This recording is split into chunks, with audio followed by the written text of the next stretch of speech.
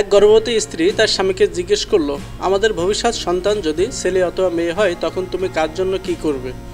স্বামী: যদি ছেলে হয় তাহলে ওকে আমি অঙ্ক পড়াবো, ওকে নিয়ে রোজ খেলতে যাব, মাছ কীভাবে ধরতে হয় সেটা শেখাবো, জীবনে কী করতে হবে সেটা শেখাবো।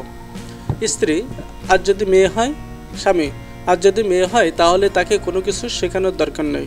স্ত্রী: কেন? স্বামী: কারণ আমার মেয়ে আমাকে দ্বিতীয়বার নতুন করে সব কিছু শেখাবে, কি পড়তে হবে, কীভাবে খেতে হবে, কোথায় কি বলতে হবে না বলতে হবে। একদিক থেকে দেখলে সে আমার দ্বিতীয় মায়ের মতোই।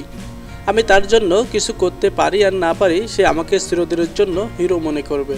যখন আমি কোনো কিছু করতে তাকে নিষেধ করব, সে আমাকে বুঝতে চেষ্টা করবে আর সময় তার স্বামীর সঙ্গে আমার তুলনা করবে।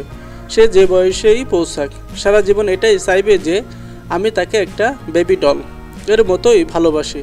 মেয়ে বলেই সে আমার জন্য পুরো সংসারের সাথে লড়াই করবে। যখন কেউ আমাকে দুঃখ দেবে, সে তাকে কোনোদিন ক্ষমা করবে না।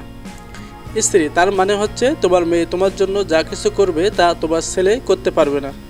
স্বামী: সেটা না, এমন হতে পারে আমার ছেলেও এসব করতে পারে, কিন্তু সে শিখবে আর মেয়ে এইসব গুণ নিয়েই পৃথিবীতে জন্ম নেবে। স্ত্রী: কিন্তু সে তো চিরকাল আমাদের সাথে থাকবে না। স্বামী: কিন্তু আমরা তার মনের ভেতরেই থাকবো, এতে কোনো কিছু যায় আসে না সে কোথায় গেল না গেল। কারণ মেয়েরা বাবা মাকে সবসময় বিনা সত্ত্বে ভালোবাসা আর দেখাশোনার জন্যই জন্ম নেয়।